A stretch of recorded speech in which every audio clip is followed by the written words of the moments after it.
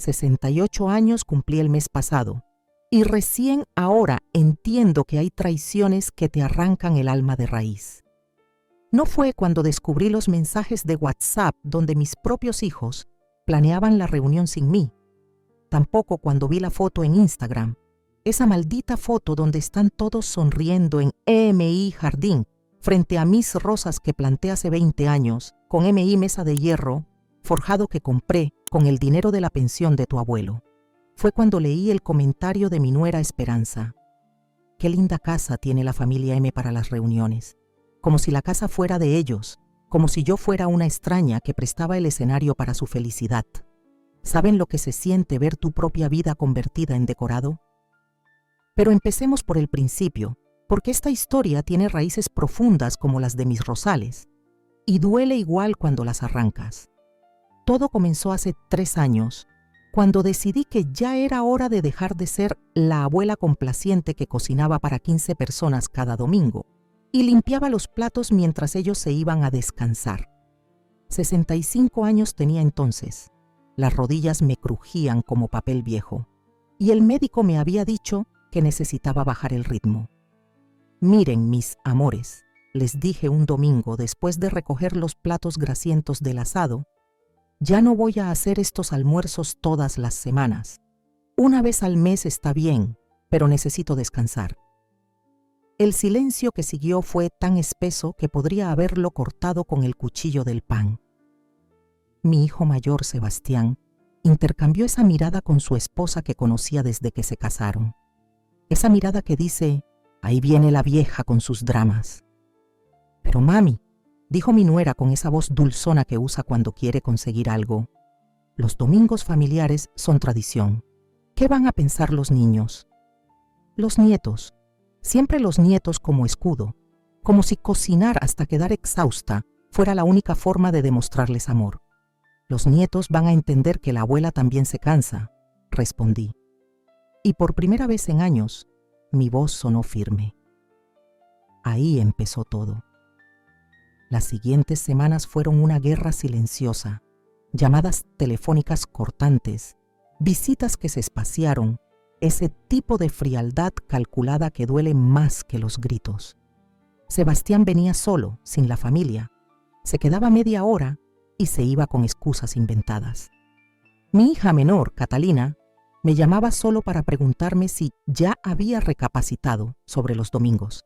Recapacitado. Como si pedir un poco de respeto fuera un capricho senil. El punto de quiebre llegó cuando cumplí 66 años. Preparé una pequeña cena, nada extravagante. Solo quería estar con mis hijos y nietos. Compré una torta en la pastelería cara del centro, la que me gusta a mí, de chocolate amargo con frambuesas. Puse la mesa bonita con el mantel bordado que me regaló mi madre. Llegaron tarde. Todos. Sebastián con cara de fastidio, como si asistir al cumpleaños de su madre fuera una obligación laboral. Los nietos pegados a sus teléfonos, sin levantar la vista ni para soplar las velas conmigo.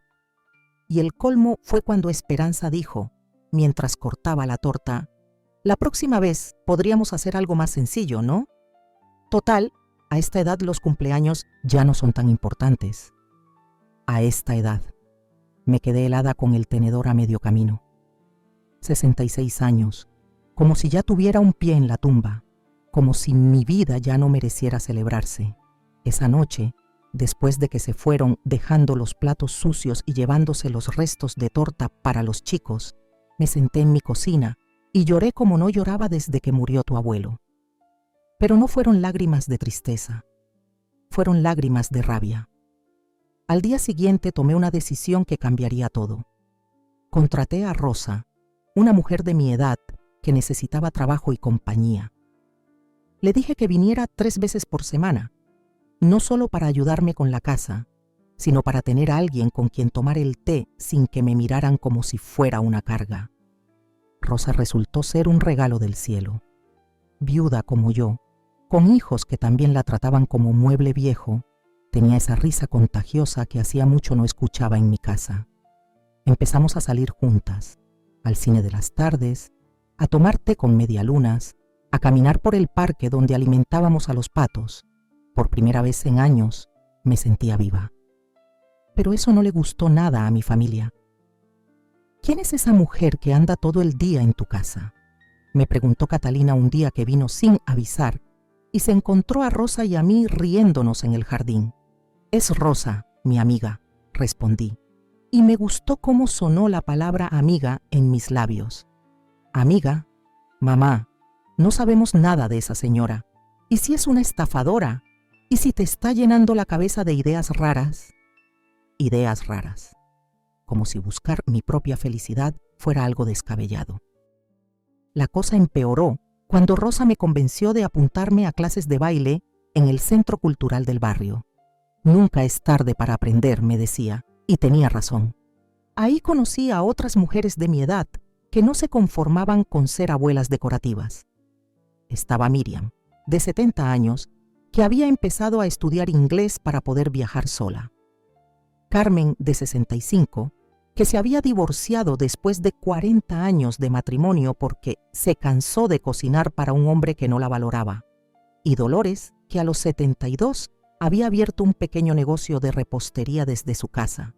Con ellas descubrí que no era la única que se había vuelto invisible para su propia familia, que no era la única que había pasado décadas sirviendo a otros hasta olvidarse de sí misma. Las clases de baile se convirtieron en mi refugio. Todos los martes y jueves, de 5 a 7 de la tarde, era yo quien importaba. No la madre de, no la abuela de, no la viuda de. Solo Adelaida, aprendiendo a mover los pies al ritmo de la música. Fue en una de esas clases donde conocí a Ernesto. 70 años, viudo desde hace 5, con esa elegancia natural que solo tienen los hombres que han aprendido a vivir solos sin amargarse. Me sacó a bailar un tango y por primera vez en décadas me sentí mujer. No abuela, mujer. «Tiene usted unos ojos muy bonitos, señora Adelaida», me dijo mientras me guiaba en los pasos, y yo me sonrojé como una quinceañera.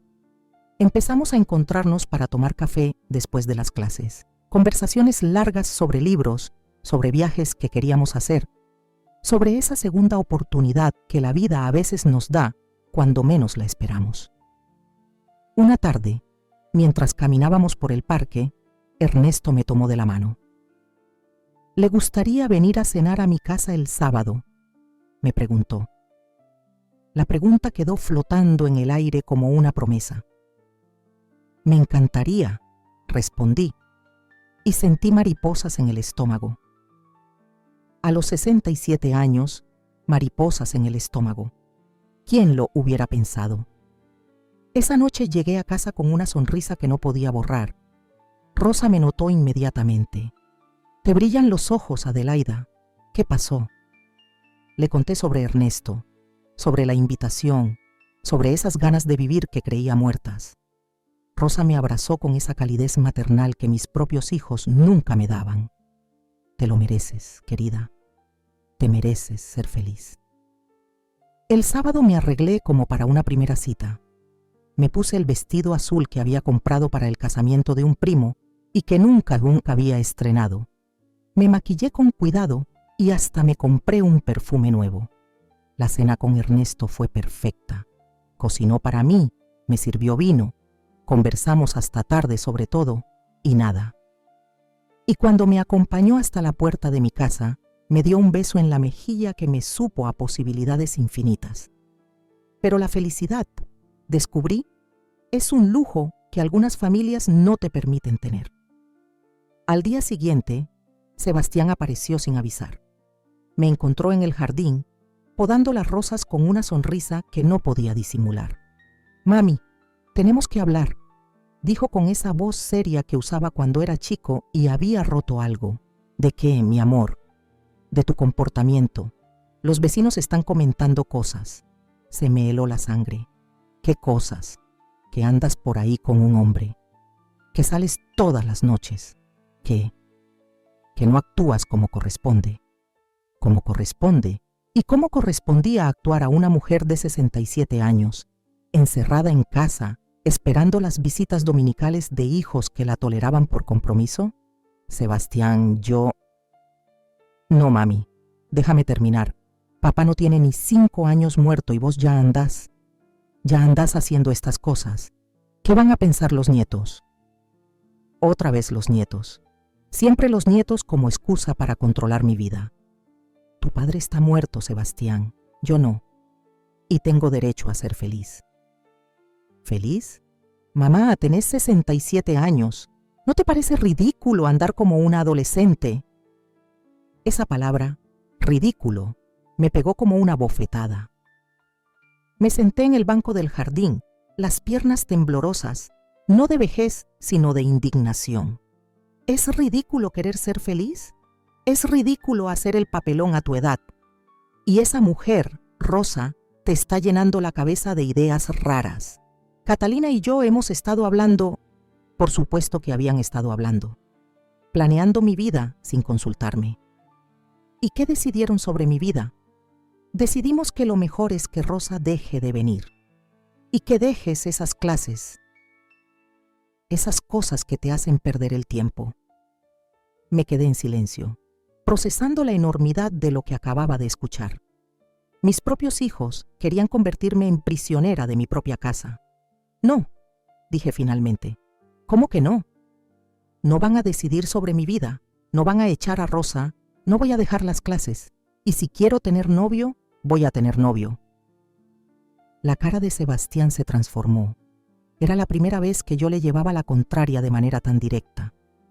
Mamá, sos una mujer mayor, tenés que comportarte con dignidad. ¿Dignidad? ¿Dónde estaba tu dignidad cuando me dejabas sola todos los domingos después de cocinar para toda la familia? ¿Dónde estaba tu dignidad cuando te llevabas la comida que sobraba pero nunca preguntabas si yo había comido? Eso es diferente. No, Sebastián, no es diferente. Durante años fui la madre perfecta, la abuela perfecta, la viuda perfecta. Ahora quiero ser yo.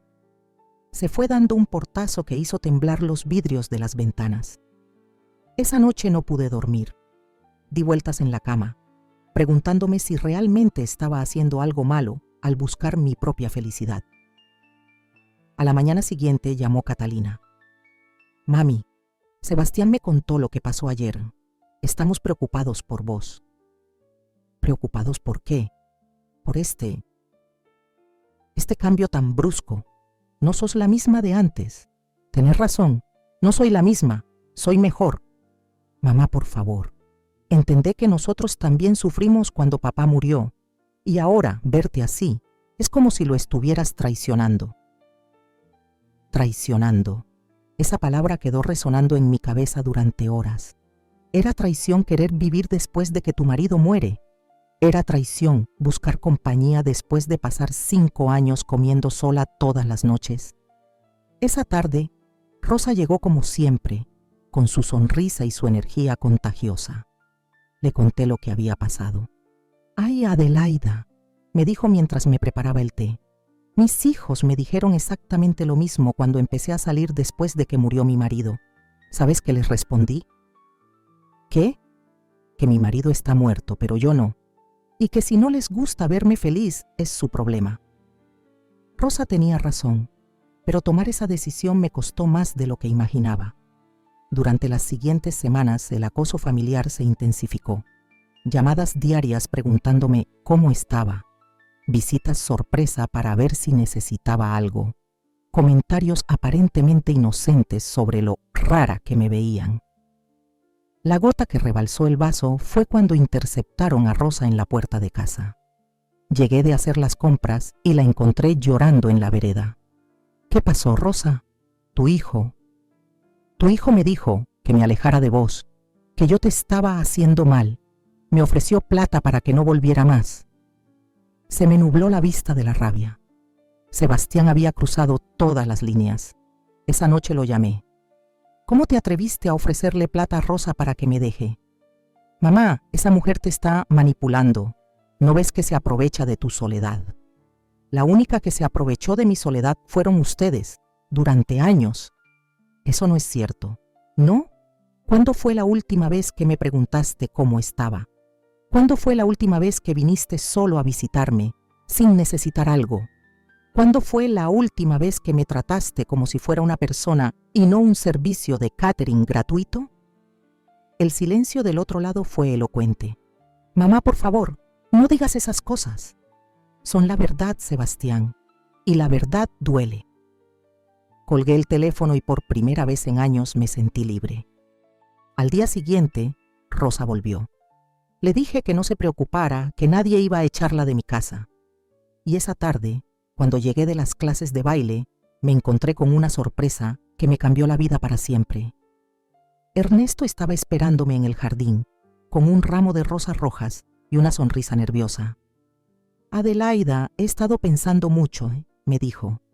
Me gustaría pedirle algo importante. Mi corazón empezó a latir como un tambor. ¿Qué cosa, Ernesto? Le gustaría que fuéramos novios en serio, no solo encuentros casuales, novios de verdad, como corresponde. Me quedé sin palabras. A los 67 años, alguien me estaba pidiendo ser su novia. Sí, respondí sin dudar, me encantaría. Nos abrazamos en el jardín, entre mis rosas, mientras el sol se ponía. Y en ese momento, supe que la vida, después de todo, me estaba dando una segunda oportunidad. Pero mis hijos tenían otros planes. La guerra familiar escaló cuando decidí presentar oficialmente a Ernesto. Organicé una pequeña cena, nada extravagante, solo para que conocieran al hombre que me hacía feliz. Llegaron con caras largas, como a un velorio. Ernesto se esforzó por ser amable, preguntó por sus trabajos, elogió a los nietos, hasta trajo un vino caro. Pero la tensión era tan espesa que se podía cortar con cuchillo. Durante la cena, Esperanza no dirigió la palabra a Ernesto ni una sola vez. Sebastián respondía con monosílabos. Catalina miraba el reloj cada 5 minutos. Los nietos, por supuesto, no levantaron la vista de sus teléfonos. Cuando Ernesto se ofreció a ayudar con los platos, Sebastián lo detuvo. No hace falta, ya estamos acostumbrados a cómo funciona acá. La descortesía me dolió más que cualquier insulto directo. Después de que se fueron, Ernesto me abrazó en la cocina. No se preocupe, mi amor, ya van a acostumbrarse. Pero yo sabía que no iban a acostumbrarse. Y tenía razón.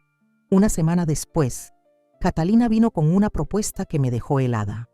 Mami, hemos estado pensando, ya no podés vivir sola. ¿Perdón? Esta casa es muy grande para vos. Y con todo esto que está pasando, creemos que sería mejor que vengas a vivir conmigo. Se me paró el corazón. ¿A vivir con vos? Sí. Tenés tu cuarto. Vas a estar acompañada. Ya no vas a necesitar a Rosa ni a otras personas. Otras personas.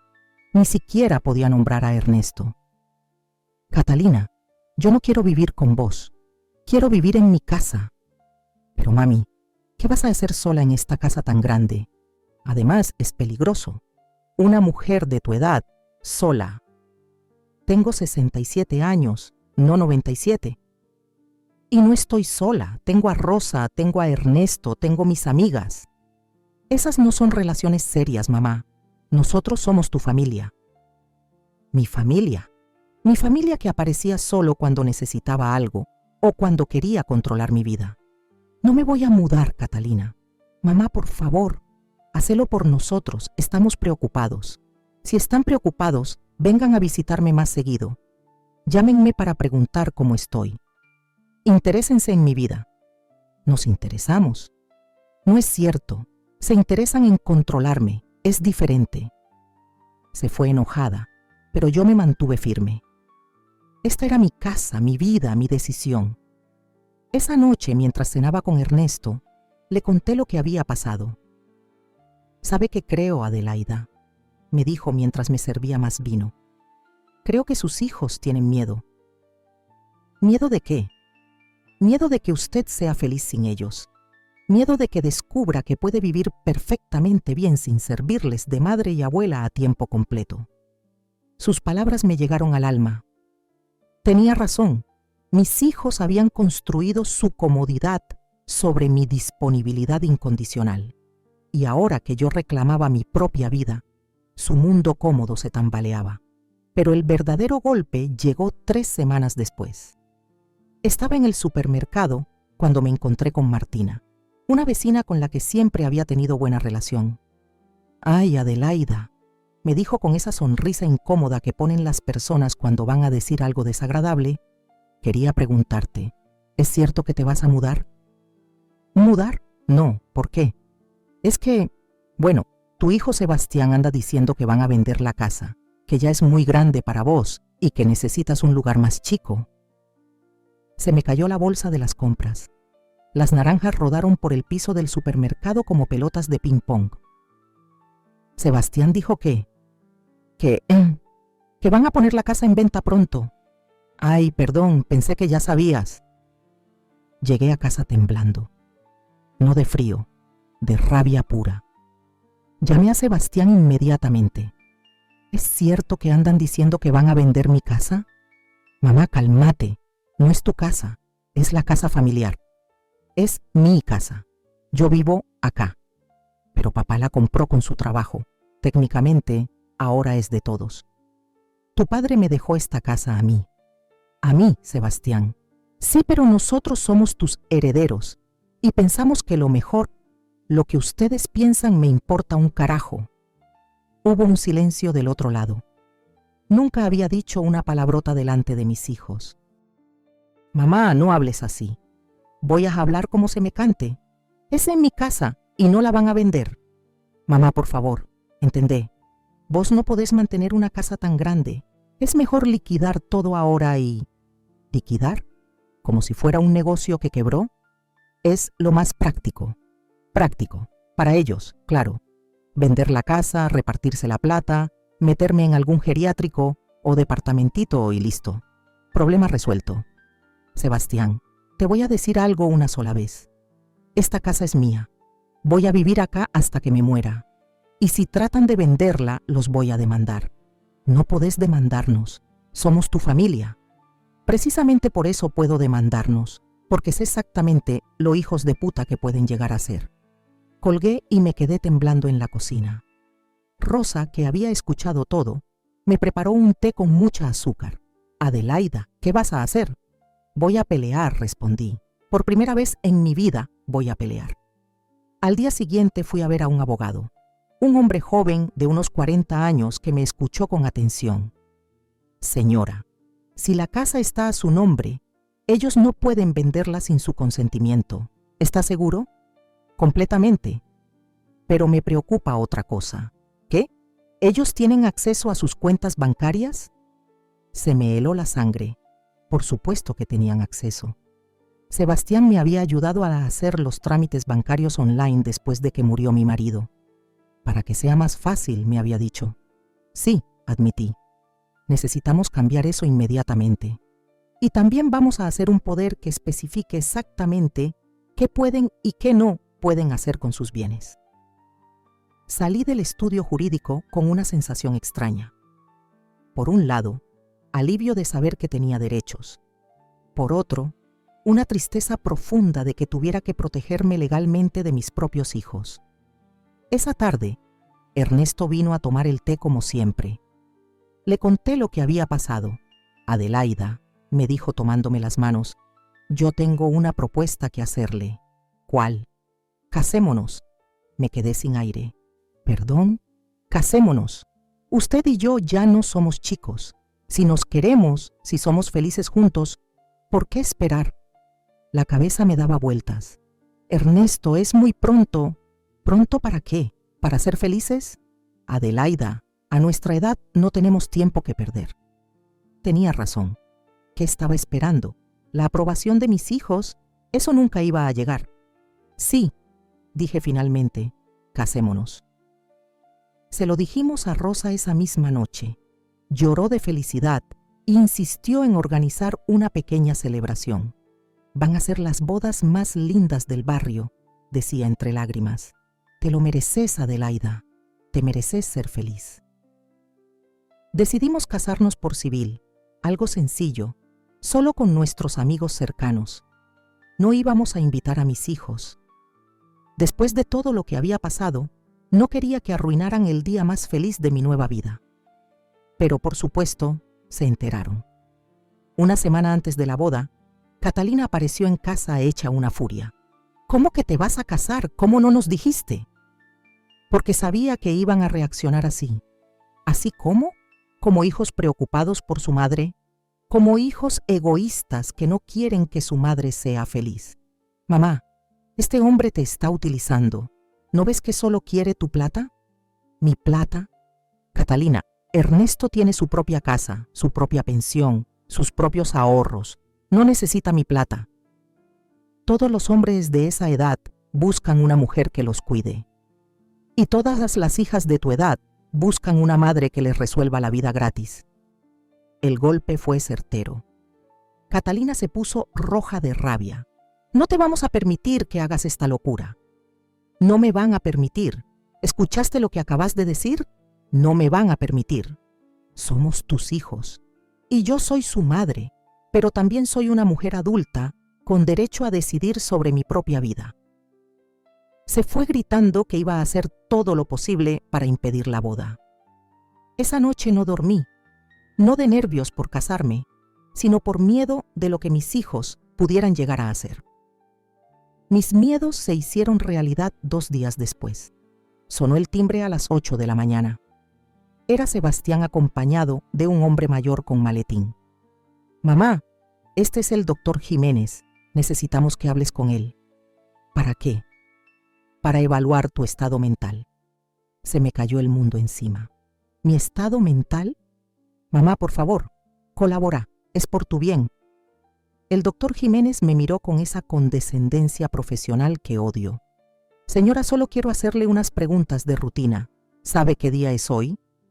Sé perfectamente qué día es hoy. Y sé perfectamente lo que están tratando de hacer. ¿Y qué estamos tratando de hacer?, preguntó Sebastián. Declararme incapaz para que no pueda casarme. Nadie quiere declararte incapaz. Solo queremos asegurarnos de que estés tomando decisiones racionales. Racionales. Como si amar fuera irracional. Doctor, le dije al hombre, ¿usted tiene hijos? Sí, señora. Y si sus hijos trataran de impedir que usted sea feliz, ¿qué haría? El doctor me miró con más atención. Creo que empezó a entender la situación.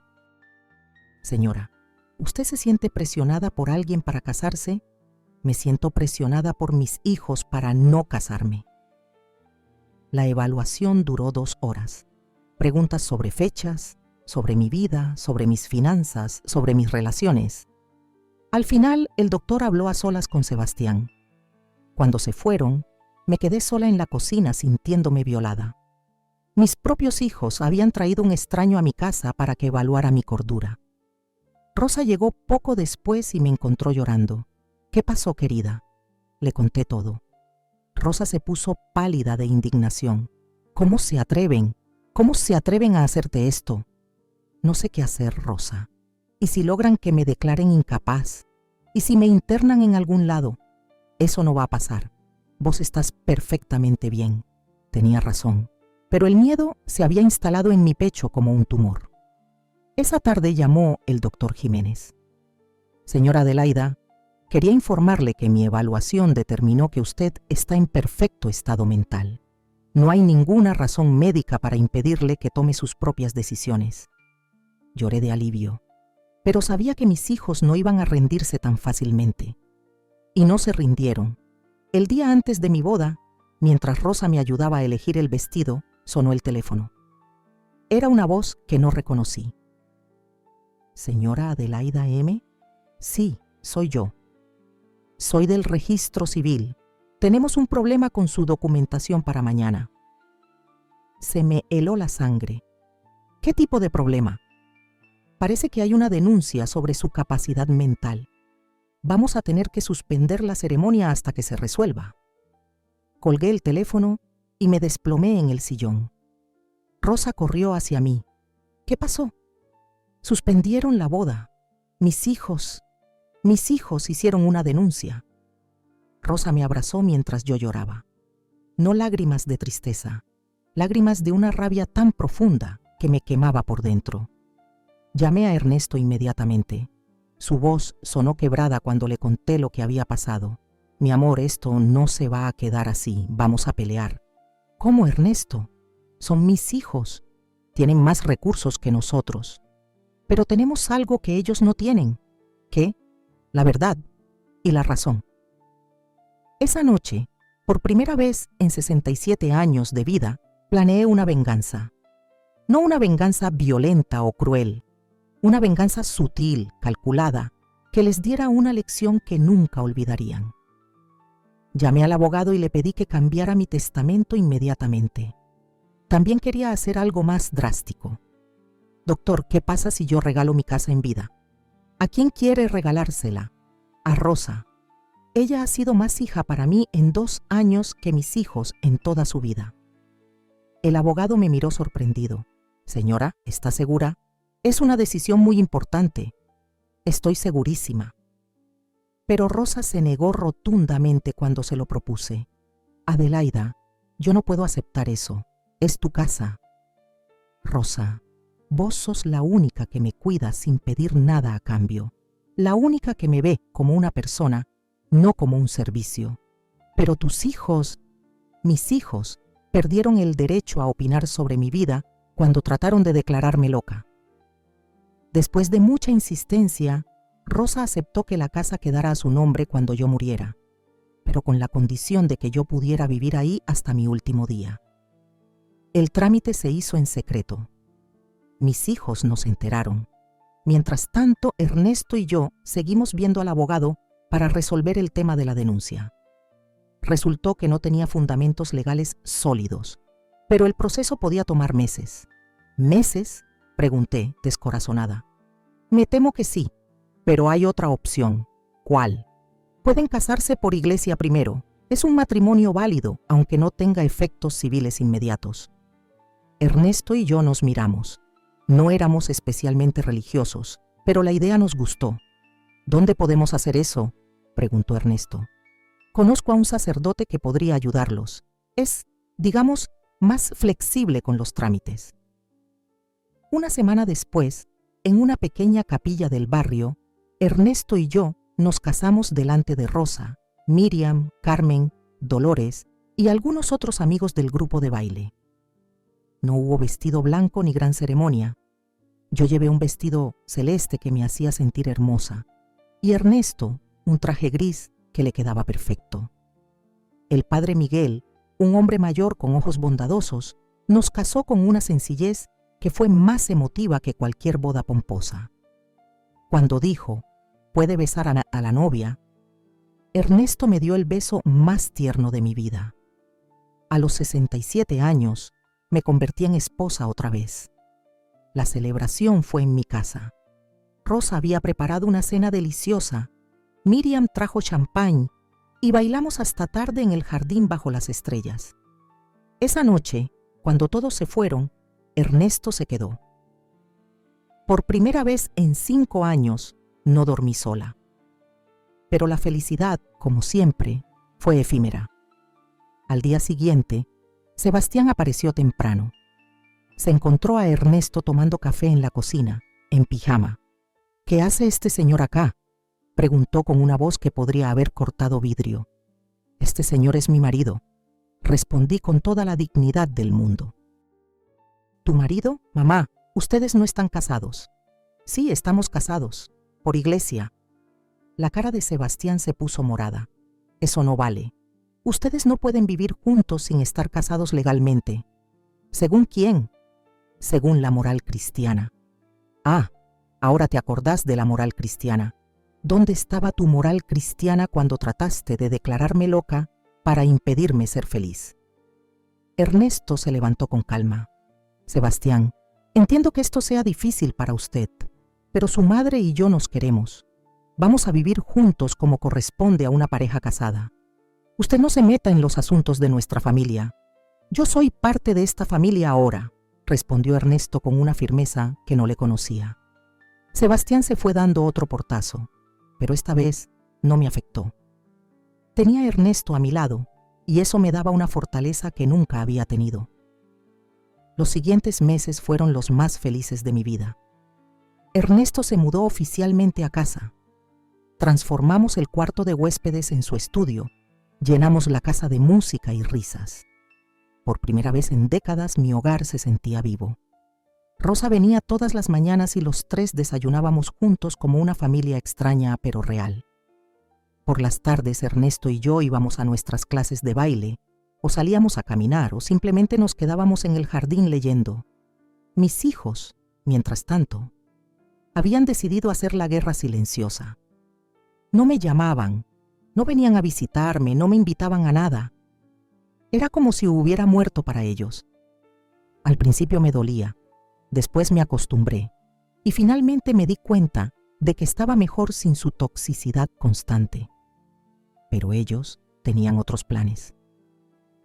Una tarde, mientras Ernesto y yo estábamos en el jardín plantando nuevas rosas, llegó Catalina con los nietos. «Hola, abuela», dijeron los chicos con esa educación forzada que solo se ve en los niños cuando los adultos los obligan a hacer algo que no quieren. «¡Mis amores!». Los abracé con toda el alma. Los había extrañado tanto. «Niños», dijo Catalina, «saluden también al señor».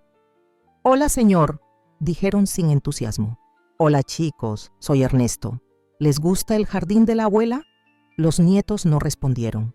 Catalina les había dado instrucciones claras de no ser amables con Ernesto. «¿Quieren que les haga unos sándwiches?», les pregunté.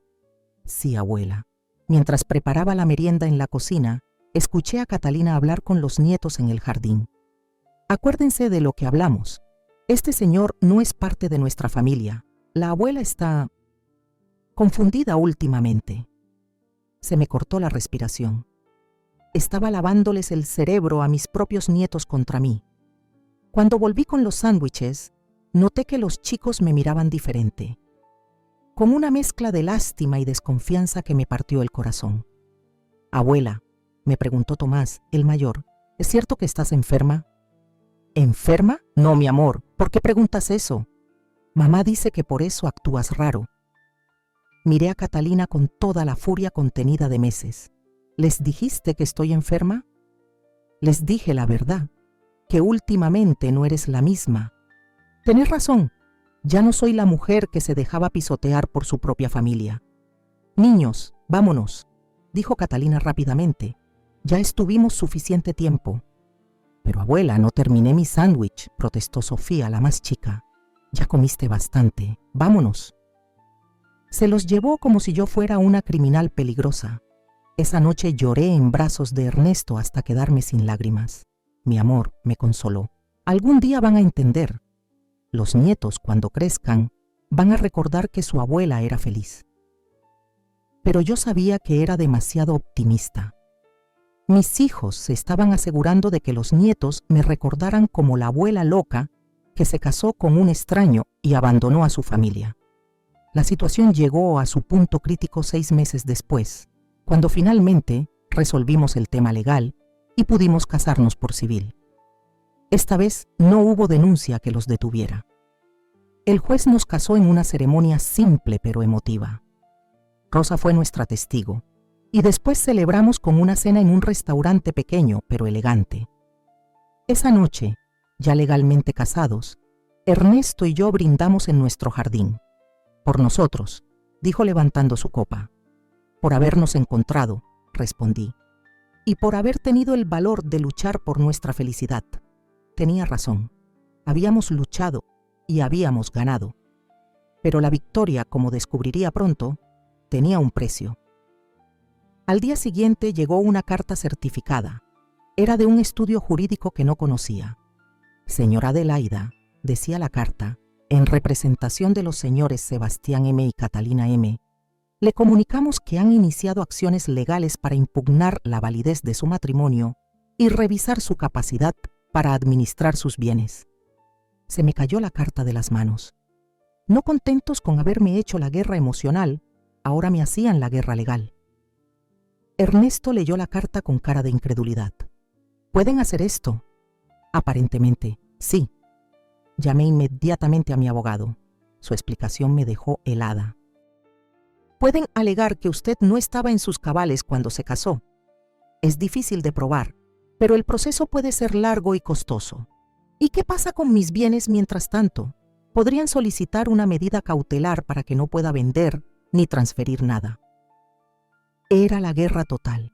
Mis hijos estaban dispuestos a destruirme legalmente para recuperar el control sobre mi vida. Esa noche, Ernesto y yo nos sentamos en la cocina a planear nuestra defensa. Mi amor, me dijo tomándome las manos, si esto se pone muy feo, yo me voy.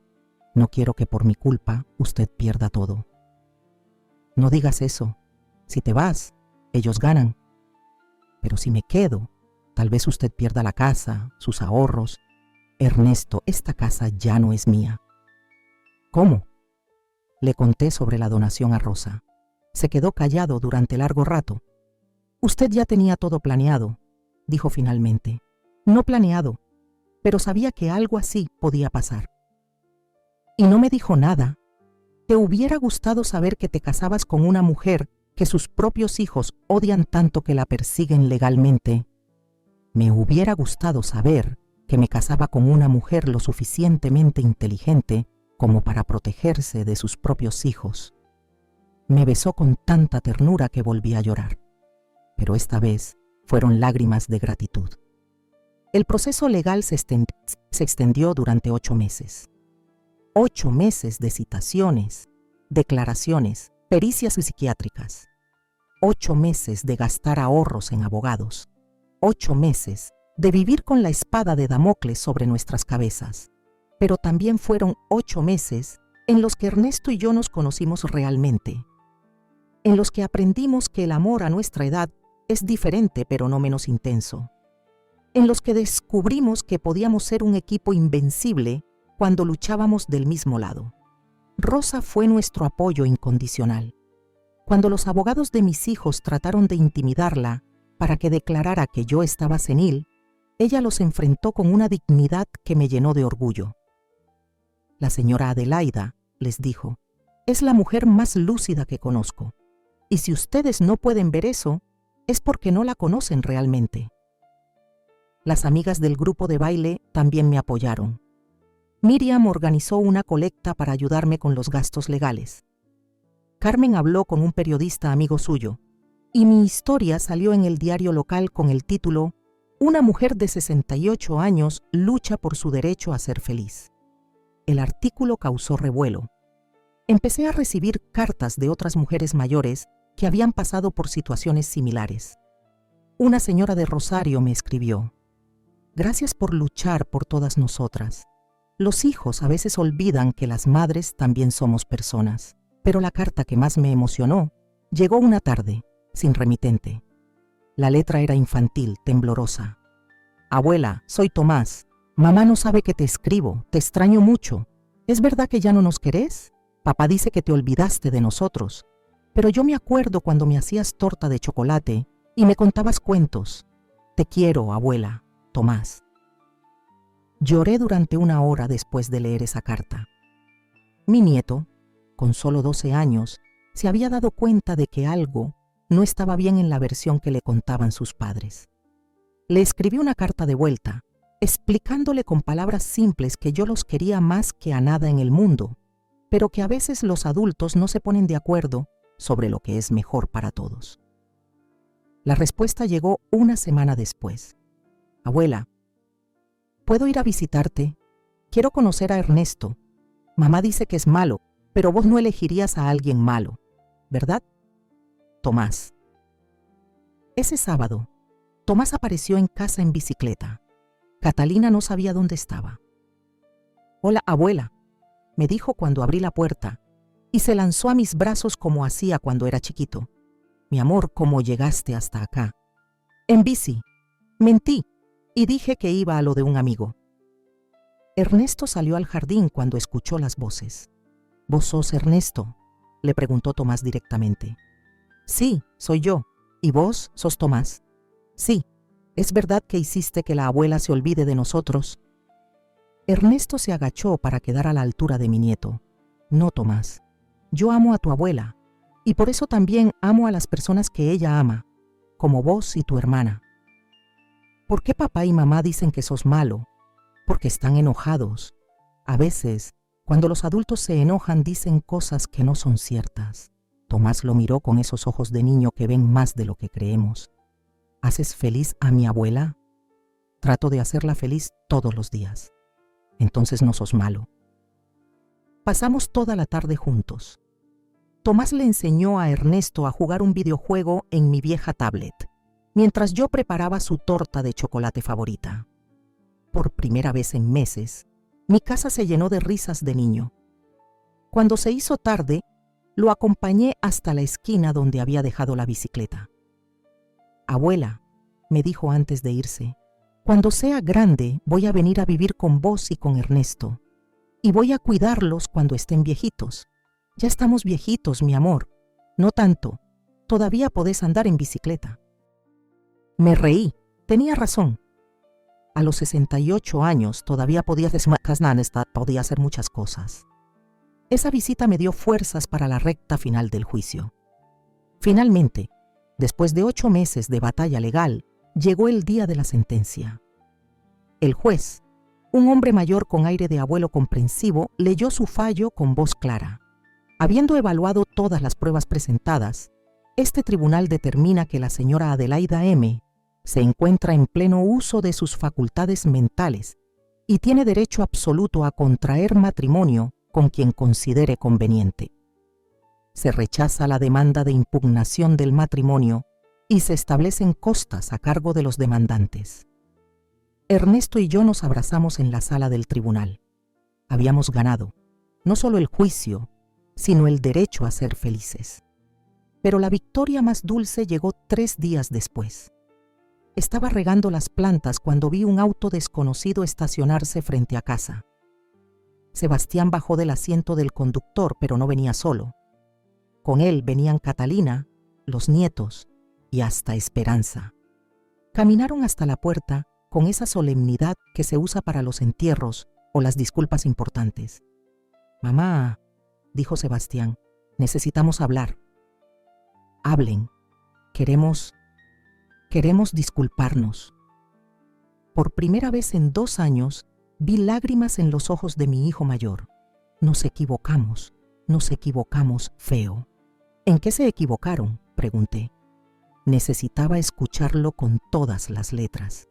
En pensar que podíamos decidir sobre tu vida, en creer que sabíamos lo que era mejor para vos, en tratarte como si fueras una carga y no nuestra mother. Madre. Hacía tanto tiempo que no me decía madre en lugar de mami condescendiente. ¿Y qué los hizo cambiar de opinión? Tomás, respondió Catalina. Tomás nos contó sobre su visita, sobre cómo Ernesto lo trató y nos dimos cuenta de que éramos nosotros los que estábamos actuando como chicos caprichosos. Los nietos se acercaron tímidamente. Abuela, dijo Sofía, ¿nos perdonás? ¿Me perdonan ustedes a mí por haber tenido que pelear por mi derecho a ser feliz? No tenés que pedir perdón por eso, dijo Tomás con una seriedad que me sorprendió. Los adultos tienen derecho a enamorarse, lo aprendí en la escuela. Me reí a través de las lágrimas. Mi nieto de 12 años había entendido lo que mis hijos de 40 y tantos habían tardado 2 años en comprender. ¿Dónde está Ernesto?, preguntó Sebastián. En el estudio. ¿Por qué? Queremos conocerlo, de verdad, esta vez. Llamé a Ernesto, que apareció con esa elegancia natural que me había enamorado. Sebastián se acercó y le extendió la mano.